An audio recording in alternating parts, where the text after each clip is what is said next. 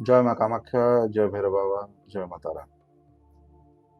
So today I have decided to make this video not about a sadhana, but a bit of reminiscing the progression and the journey of the Kamakhya Bhairava Upasaka Foundation. So in 2023, this foundation first came into existence, but initially when it was formed and registered, I was not very enthusiastic or keen about it. It was just something that was done, but I did not have any direct or any strong involvement with it, neither any future plans.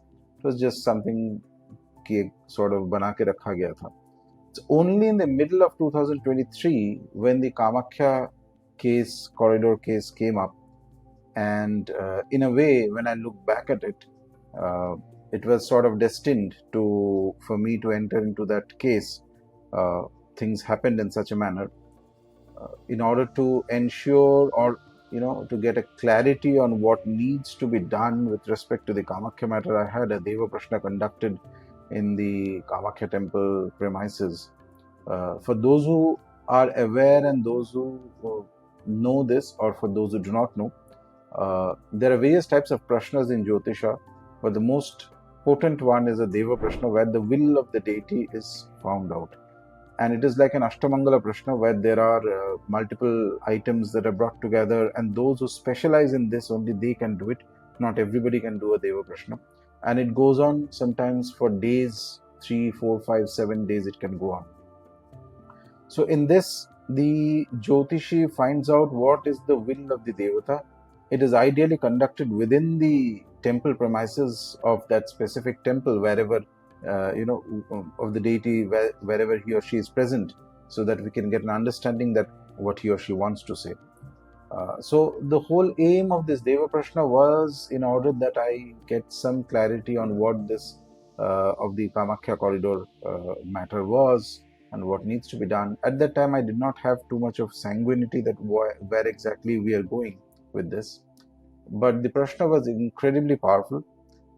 In fact, I remember the very first day when the astrologers had come to Kamakhya. They visited the main Garbhagriha, and then at night they called me up, and they informed that they could intuitively feel that the Prashna would be something like a set of instructions from the deity, which is Maa Kamakhya, onto me on what she wants that I should be doing. And it pertains to the corridor as well as few other things. So in that context, it started a 2-day process. There were a lot of things, a lot of revelations that came out in that, a lot of guidances that came out, and it was very striking and very unexpected in a way. Let's put it that way. I have a full recording of the Prashna that happened. Now, which is almost 1.5 to 2 years, almost we will be reaching 2 years of that time of when the Prashna happened in 2023, I can sort of confidently say that this was the most remarkable thing I've seen, for there was almost a 99.99% accuracy in what they had said. Everything, smallest of smallest things that they had said would happen, did happen. For example, they told me that there is going to be a lot of resistance to this, which turned out to be true. They mentioned specifically that the lawyer that we had in mind will not fight the case and will back out. Within 3 days of the Prashna, the lawyer backed out. They told me that a lot of the people who were with me at that time are more like fair weather friends who are going to leave very quickly for various reasons. Whether their egos were hurt, or whether they were scared of the court case, because fighting a case is not that easy. It's one thing to have a lot of bravado in social media, and it's another thing to go up against a government for a project like this. And that's when I realized that even many of these so-called right-wing people, they are aligned to dharma so long as it aligns to their political conveniences. The moment it is going against the government, they all back out. So that's the reality of how things work here. Anyway, leave that aside, leave politics aside. So eventually they mentioned that almost the group of people I had at that time, they're all going to leave. Not only leave, they'll try to oppose this. There will be some who have their own financial and other benefits linked to this, and they are going to try very hard to not just oppose but even cause physical harm.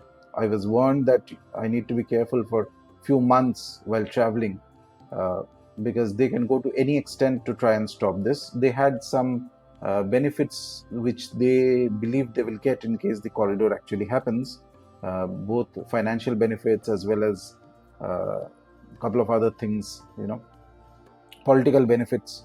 Some people who were kind of basically agents of various political forces, who were also who came as friends, but they had their own agendas, etc. Anyway, all these things came out, and then they said that the resistance is going to be very strong, because obviously it is not easy to go against a government. If you read the newspapers, you'd see that whether it's the Kashi corridor, Mahakal corridor, or the what they made in Puri, everything was, in spite of resistances, in spite of even a Shankaracharya, giving statements against the Puri development or corridor, whatever you call it, everything went as the government has planned. Only in the case of Kamakhya, we were able to stall it for almost 2 years, entirely due to the blessings of Maa Kamakhya. So we were told very categorically, I was told categorically, that it is the command, Adesha of Maa Kamakhya, that a court case has to be filed, and I should be the one to gather people, do whatever needed, find the resources, find the lawyer, do the draft, everything A to Z, and fight the case. I had to initially find almost 10-12 people. In fact, it was a very learning lesson. If I think of it, it was a lesson very powerful, because only in the times of crisis that you realize that what is the inner metal of an individual. मतलब, as we say in Hindi, किसमें कितना दम है वो तभी पता चलता है when you put them through the crisis. So there are many people with a lot of verbal bravado. मतलब, when they're giving dialogues, it's fantastic and all that. The moment pressure is put on them, a crucial situation, they'll all turn around. And they will turn around because they're scared, but they can't accept that they're scared. So they will try to do all sorts of bad mouthing and hampering the project or hampering this court case as far as possible. I mean, I've seen all sorts of people in that phase. And that was a very learning lesson. And that was an experience that taught me that more about human nature than many years of normal sadhana had shown to me. And I consider it to be very good, because when the Divine Mother, when Maa Kamakhya wants to teach you something, she will show you both the good and the dark side of nature, so that you are well armed. You know how it works in practice, so you know whom to trust, whom not to trust. You know that a person who can stand and fight in the time of crisis, who has that strength, that is the person who is eventually going to succeed in Shakti Upasana. Actually, Baki, there are 1 million people doing mantra japa and various kinds of nice things and all that, but there is something known as the inner core. Do you have that strength? Do you have that parakrama? Do you have that ability to fight when there is a crisis of dharma and when everything will be against you? And mind you, the moment you actually start working for dharma, you will have a lot of resistances from every side, because whosoever was benefiting from the system, whatever types of benefit, they are going to try and oppose you. This is at the mundane level. At the spiritual level, there are negative beings and forces, let's call them asuric forces of adharma, who influence people and try to stop your work, because they gain when dharma does not succeed. So these things happen. That is a very normal course of action. Anybody who plunges into a dharmic activity, properly dharmic activity, will immediately see the truth of what I'm saying. There is no second option to this. But yes, in spite of that, you'll have to do it. In spite of that, if you're meant for it, if you have a strong contact and connection to a particular deity, to a pitha, then you will think that it is your life's mission. It is a blessing from the deity that he or she commands you to come into action and try your best to protect that pitha. That is not an easy thing. I consider it to be a great blessing, an anugraha of the deity, an honor, sort of, that she chose me for doing this particular activity. And it is her inspiration and the absolute blessing of Bhairava that we were able to get the lawyers, get the thing in motion. In fact, the blessing of Bhairava was so evident. If you think of it, Bhairava is the deity who protects Kshetras. Kshetra could be anything from a Shakti Pitha to the whole country to your own body. And the first thing that we did, I was able to do through the people gathering of 10, 12 different people, diverse people who were devotees of Maa Kamakhya, is to file a case for the protection of the Kshetra. Exactly what Bhairava does. This is also how deities work. They find people who have the suitable adhara and then they inspire them to the kind of activity that they want to be done. So it was in the course of this reading, and as I said, they were very, very accurate. I mean, they told us, again, for example, they told us that the first case will be filed in the Supreme Court, but it will be rejected from there and you'll have to come to the High Court. Our first lawyer that we had selected in Delhi was very confident that it will go into the Supreme Court, but the court sent it back to High Court. So many things, whatever. I mean, it was like a textbook accurate prediction. I've never seen any prediction by anybody of this level of accuracy. So I know that how strong it was. Even later, I went and met the astrologers in where they live, and they guided me further on certain other processes that need to be done. And so it was fantastic. The Devaprashna was fantastic. So during the course of the Prashna, the astrologers told me that Maa Kamakhya wants that the Kamakhya Bhairava Upasaka Foundation should develop into a very trustworthy, solid, terrific body and organization through which a lot of dharmic activities are performed. So you have to start taking this seriously, because till then I was not serious about the KBUF, Kamakhya Bhairava Upasaka Foundation. It was just something registered, but I had no interest in it at all. So my life was going on normally, my sadhanas, my own, whatever else, etc. So from that point onwards, in a way, the actual birth of Kamakhya Bhairava Upasaka Foundation and the Kamakhya Bhairava Upasaka Kula, these two are linked together. There's a good reason why this name is there and why this becomes a sort of a process through those who are connected to KBUF, through the open telegram channels, the sadhanas that we do. These are linked somehow to that particular moment when this came into existence. The deities we worship are very specific and categorical, and the deities are the ones whose blessings flow through this kula and this organization, and over time they will be very, very instrumental in bringing an upsurge of Shakta Dharma and training people to be good Upasakas of Shakti. The first thing that is required to be a good Upasaka is that, as I mentioned in a video on Maa Kamakhya, that the first thing is she stands on a lion. That tattva has to be there. If you are not courageous enough to fight for Dharma, you can do as much japa as you want. Success is going to be not so easy. You will need many lifetimes before you can actually reach the stage of success. So this is her path. There is a reason why she stands on the lion. There's a reason why the Kamakhya Tantram of the 15th century actually mentions that the lion is like Vishnu, on which Maa Kamakhya stands. And Vishnu is the deity who protects Dharma.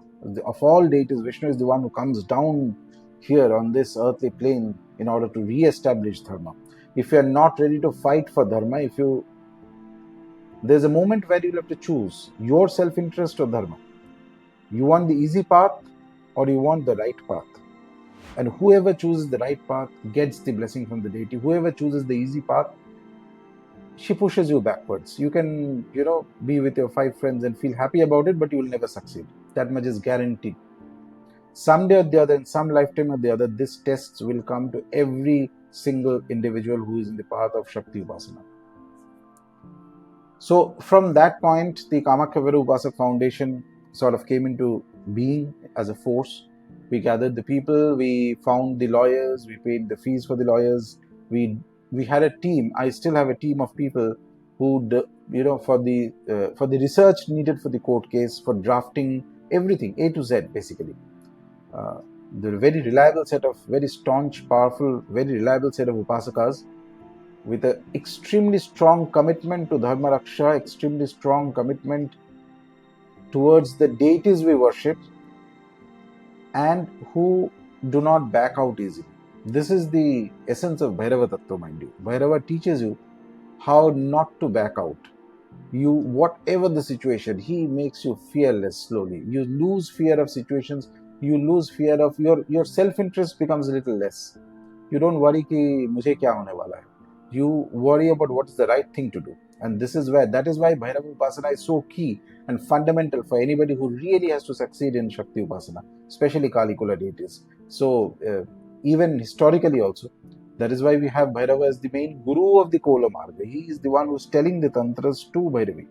Along with that time, we also started doing sevas in different temples to KBUF. The first temple we started was the Kalabhairava temple in Kashi. Every Ashtami Tithi, there are offerings made to Kalabhairava, along with, Vastram and Naivedyam, and then there is Karan that is offered to Bhairava, with the sankalpa that he helps in the awakening and in the protection of Dharma. Because Kalabhairava is one of the key devatas that we in the KBUF worship. And very, very interestingly, the moment we started doing those sevas on Ashtami Tithis with this sankalpa, we saw that the case started moving forward quite rapidly. And not just moving forward, on those Ashtami Tithis, we found that there was another gentleman, another lawyer who joined us, and another case got filed after a few months of the first one that we had filed. This too happened during the time of the Ashtami Tithis, when I remember the dates because we used to do Vishesh Sadhanas on the Ashtami. Plus, there are sevas that were done to Kalabhairava. And it was a very remarkable coincidence. So there was no doubt. Apart from Maa Kamakhya, and with respect to Kamakhya, Kamakhya is a deity who is fundamentally Nirakar. So she can take the form of any of the Mahavidyas. In the case of this Kamakhya Bhairava Upasaka Kula, Maa Kamakhya is extremely closely linked to Tara of Tarapith. So with these two combined together, these forces, these Devis, we started doing sevas in multiple temples, and eventually it expanded. It expanded to almost a list of almost 28 different temples in India, where every month pujas are conducted by KBUF. And these temples, I'll just briefly name few of the temples. I can list down the names of the temples in the description. But it started with Kalabhairava Kashi, Batuka Bhairava Kashi, Kashi Viswanath, Mahakal Ujjain, Kamakhya Temple, Tarapith Temple, Kankalitala Kali Temple, Guruvayoor Krishna Temple, Sankat Mochan Temple, then Mahakal Temple in Nepal, Guhyeshwari Devi Temple in Nepal, then Nalkhera Baglamukhi Temple in Madhya Pradesh.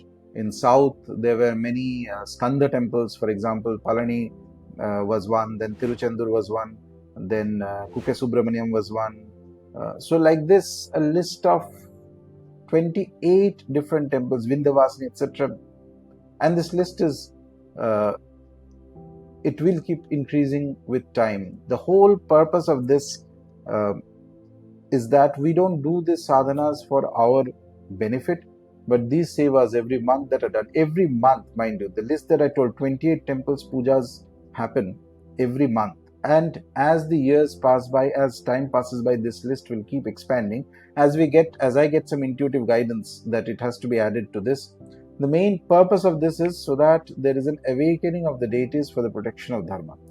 Because the force of Adharma is so strong, it is like a very thick darkness, centuries of darkness. To break out of this, to create a new light, to create a new movement, to create a new power, these sevas of the deities are mandatory, and not just for a year, it should carry on for years. Along with this, the Kamakhya Bhairava Upasaka Kula, we conduct Vishesh Sadhanas through our open Telegram group, where on Ashtami Tithis people do the Bhairava Nama Japam, which, as I've mentioned multiple times, is one of the best things to do, absolutely safe to do, and it is the best way to start your connection with Lord Bhairava. The mantra is basic and the mantra is beautiful, and it connects you to Bhairava Tattva.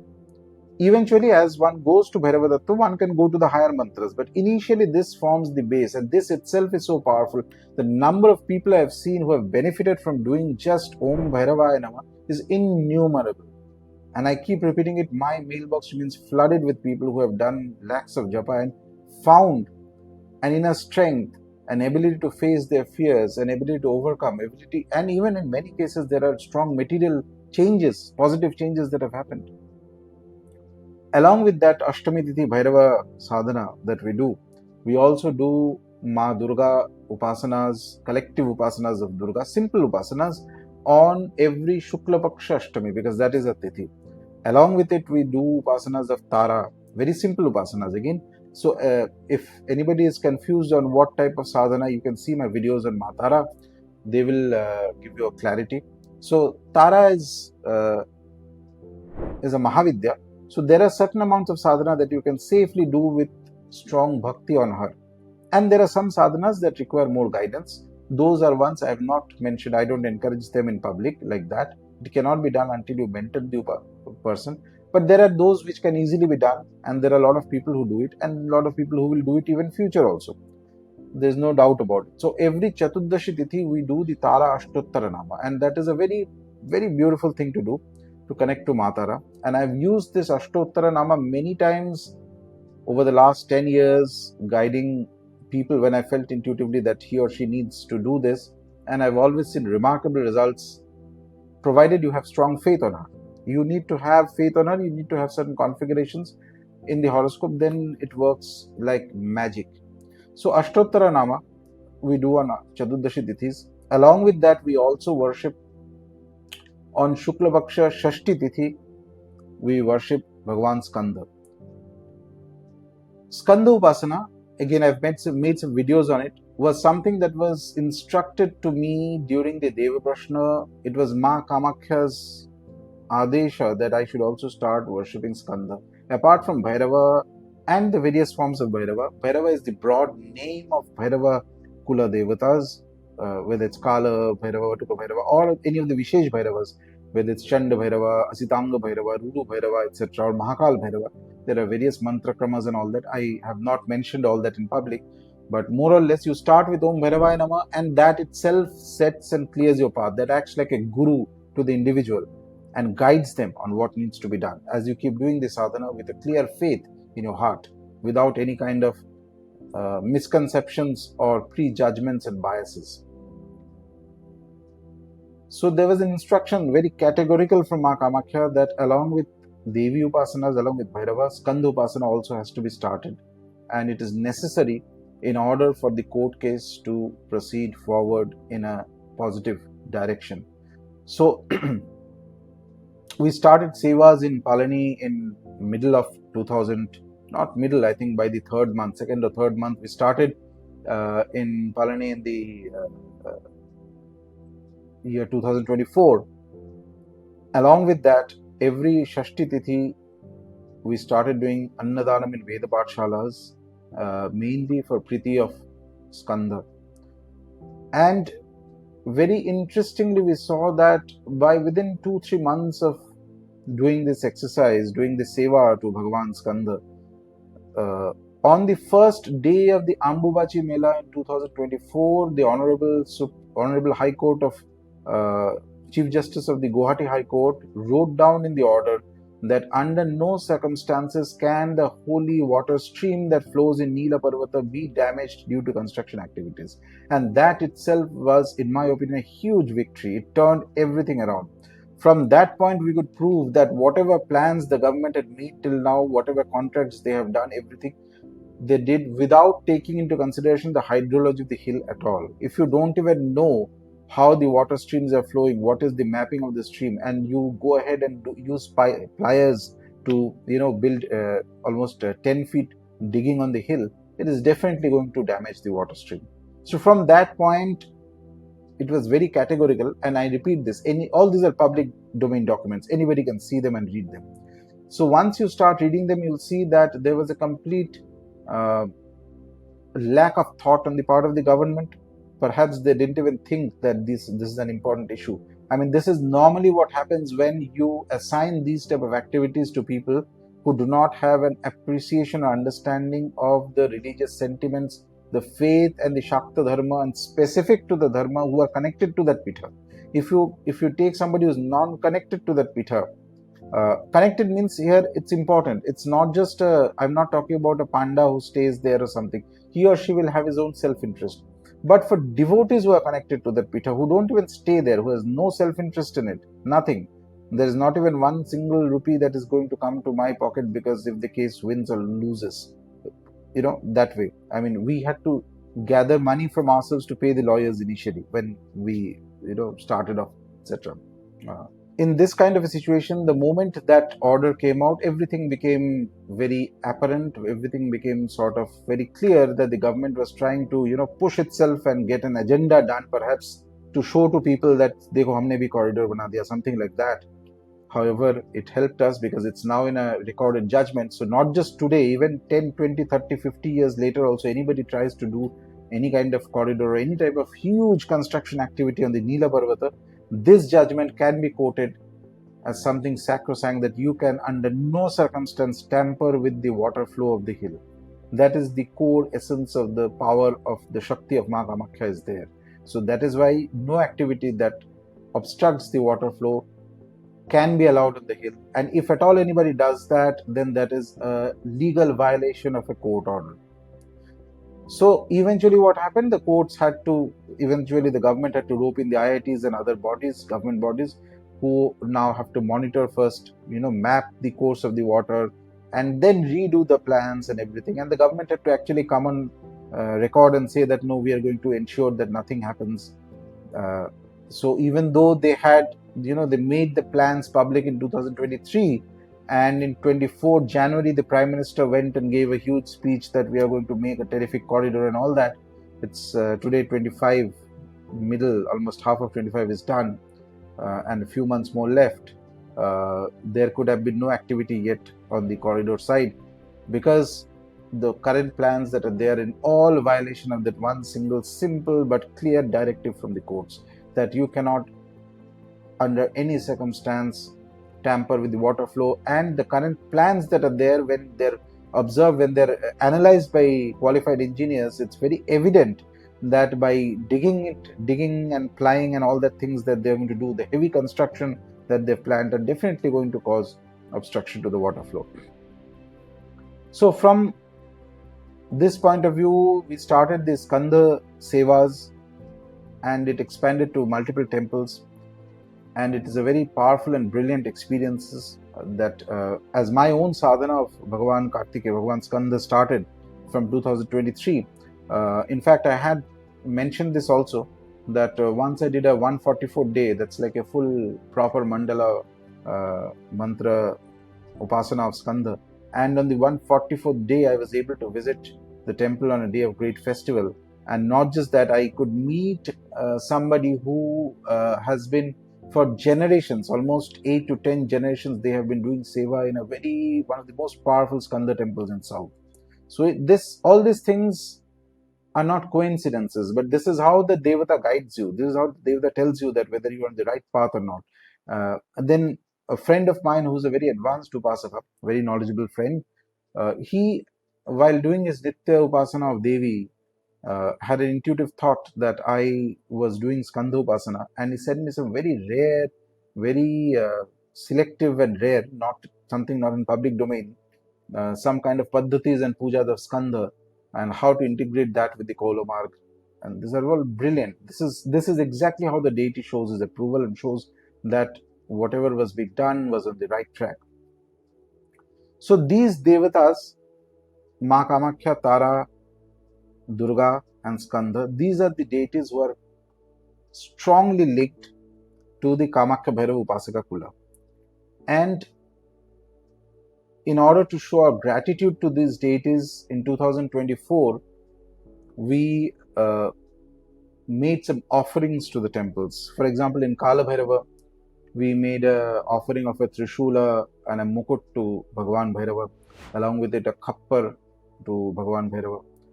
In Vatuk Bhairava, we were able to offer a Trishul and a Mukut, along with it a Khappar. Tarapith, Tara temple, in December of 2020, 4 on the Amavasya Tithi, Poush Amavasya Tithi, we were able to offer a huge, beautiful mukuta fitting for Maa Tara, something that represents, truly manifests her grandeur. Trishula was offered, Khappar was offered, various kinds of Shingar were offered, 7 days of Annadanam was done there. All the sadhus who are there in the Tarapith Mahasmashan, they were fed. We could do homas in honor of Maa Tara. These are not Prayoga homas. These are mostly homas to honor Maa Tara, basically. So these were, and along with that, we did a 40-day continuous Annadanam in South India.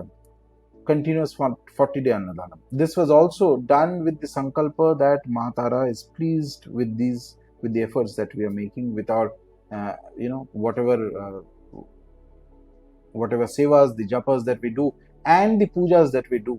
May she accept those pujas, may she accept those offerings. All these things had a very profound impact on the quality of the sadhana and various other things, details of which I will not make public at the moment. But from that point onwards, we also started Annadanam activities through KBUF. And today, almost every month, nearly 12 to 13 cities in India, we have Annadanam that is performed. And in the last 6 months, we have been able to feed more than 50,000 people across India in these efforts. And these Annadanams are not just Annadanams. We try to make it into a little bit of like a prasad of the Devata. So everywhere the Annadanam is done, before that we do a small invocation of Bhairava of Maa Kamakhya, and we tell them to bless the food and bless the people who are having the food. May their blessings, their anugraha keep flowing through the annam, through anybody who has partakes of it. It's like, it becomes like a small bit in our own, through our bhava, through our feelings, it becomes like a prasada. So this is the whole aim of the Annadanam. Right now, in the month of Shravan, in the holy month of Shravan, we are again doing a 60-day continuous Annadanam. This is apart from the 12 or 13 Annadanams that we do every month. That anyway carries on. But apart from that, in one particular place in South, we are doing a continuous 60-day Annadanam in the honor of Bhagavan Bhairava. This year also we are offering various abhushanas and ayudhas to the deities. You can check out the other posts and the website for details of it. There are offerings we have made to Panchanand Bhairava in Kolkata, who's a very red and very fierce color form of Bhairava, who controls diseases, who controls Islamic spirits, negative spirits, things like that, and protects people, protects areas, protects children. We are also making some offering to Kashi Viswanath. Mukuta will be offered, and I had posted this in my YouTube channel. Then there are offerings to be made to Mahakala Bhairava in Ujjain. Before we make those offerings, same as in Tarapith or in Kalabhairava, so we do mantra, sadhana, stutis, and also the names of the people who had donated to us for these offerings. We take their names and we do the sadhanas, basic pujas, and it continues for a certain period of time. It's not a 1-2 day thing. It can continue for 10, 15, 20, 40 days, depending on the specific deity and the inspiration and the guidance that I get. During that course of the time, we also mentioned that these are the people who have made their contributions for this. May the blessings and the protection of the gods be with them. We are also getting a lot of, in the process of making specific veils that will be offered to 4 different Kartikeya Skanda temples in South. And here too, after they're made, there will be a 40-48 day puja on them, and then only the offerings will be made, along with the names of the people who have contributed for this. So these things help to bring about the anugraha and the strength and the blessings of the deities, help us to do our activities more, inspire us to work for dharma, because we are at crucial juncture of time where it's like a phase of darkness is now going to change into a phase of light, and during the transition period there are going to be some rough ages. So because of this state of transition, we need to worship these ugra forms of the deities, and these devatas, the ones I named, Bhairava, Kalabhairava, Batuka Bhairava, Maa Kamakhya, Maa Tara, Maa Durga, and Kartikeya. These deities and their blessings will keep connecting and flowing through the Kamakhya Bhairava Foundation and the Kamakhya Bhairava Kula. And I have strong reasons to believe, again, as per the guidance that was given to me as a direct order of Maa Kamakhya during that Adesha of Maa Kamakhya, during that Prashna that was there, that this is exactly what she wants to be done, so that in time KBUF, Kamakhya Bhairava Upasaka Foundation, which is the registered trust, as well as the Kamakhya Bhairava Kula, eventually becomes a beacon of light for Dharma that can help in protecting Dharma, help in gathering more people to protect Dharma, because we will pass through various crucial times until we reach a stage, Desha, the whole country. A country is what? But the collection of the people and their energies reach a state of equilibrium where things are more positive. And it will also inspire many people to take up Shakta Dharma more strongly, fearlessly, without wondering about what others are judging you or not. That is the whole point of worshipping deities like Bhairava. He doesn't care of your judgment. He makes you so strong that you are not scared of a situation. Bhairava is not, need not, will not, may not change your circumstances, or he may, but that's not the point. The point is that he's going to infuse such a powerful transformation inside you, such a powerful change inside you, that you can face anything. You are not scared of the unknown. You are not scared of the eighth. The eight, as I had mentioned, even in Jyotisha, the eighth house is the blind spot. Eighth house is what you cannot see. Eighth house is where your vision ends, things that are there but you are not seeing. Your ego is in the eighth house. Death is in the eighth house. Bhairava controls that. Bhairava controls things that you cannot see. Bhairava controls these transition phases where we are passing from a state of darkness into a state of light. He is the guardian deity of that phase. And as he becomes more activated through the sevas, through the annadanams, through the various efforts that we are doing, and the thousands of people who are connected to the Kamakhya Bhairava Upasaka Foundation and who are doing these sadhanas on Ashtamis and the Vishesh sadhanas on the other tithis,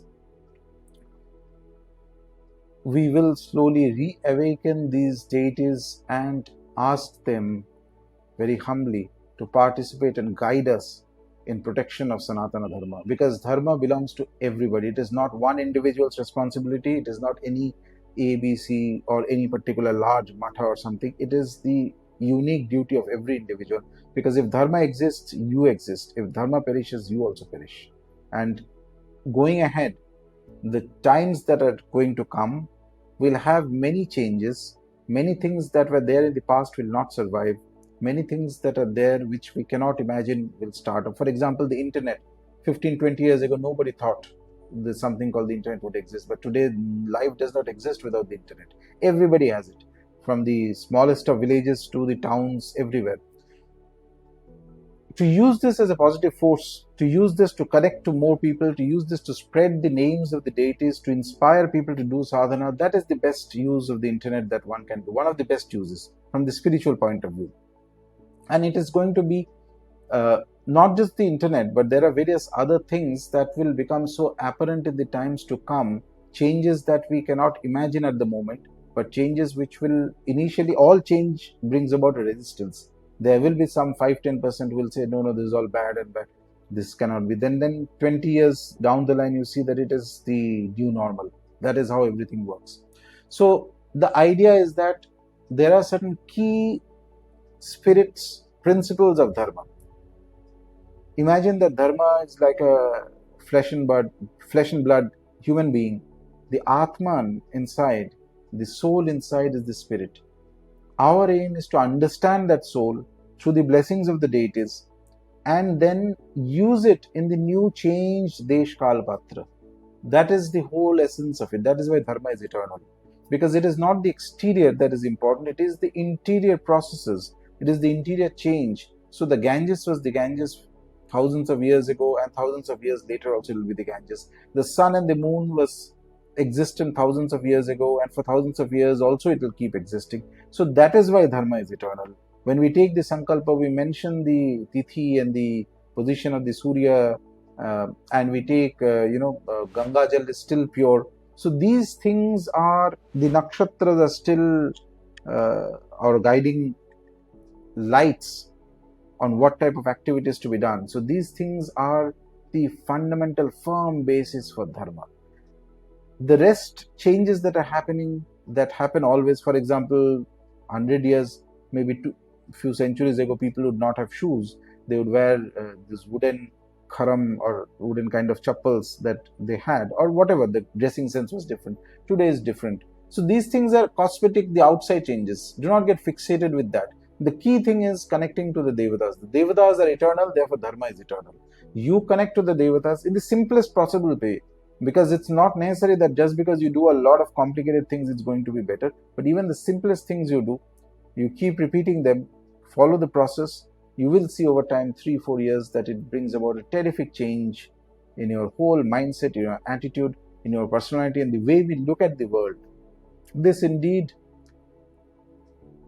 is my wish and desire, therefore, that over time I wanted to share with you the journey of the Kamakhya Bhairava Upasaka Foundation. In a way, we are still very young, we're just about 1.5 years old, but I believe the kind of impact we have had in terms of the Sevas, in terms of the Kamakhya matter, court case, and few other activities, and the things that we will do in future. For example, getting land right at the moment for the temples of Bhairava, that has to be established, all these things. It is only possible, the amount of progress that we have made is only possible due to the explicit blessings of Maa Kamakhya Bhairava and the deities. They wanted it done, so here it is, and it is going well. It is eternally, a moment of eternal gratitude to the deities, because at the end, what they will is what eventually happens, not what anybody else says. With that, I'll conclude my video here. Namaste, Jai Maa Kamakhya, Jai Bhairava Baba, Jai Matara.